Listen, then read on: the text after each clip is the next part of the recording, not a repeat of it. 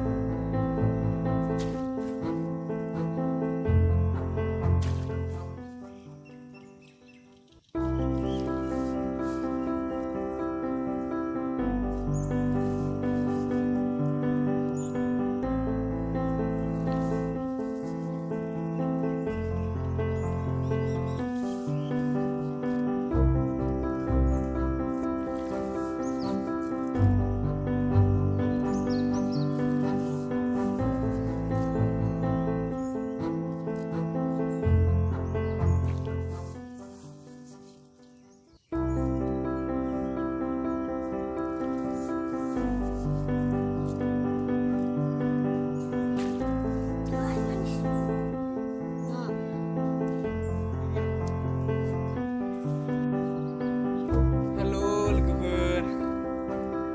जोब्बायलै मेंलायलायबाय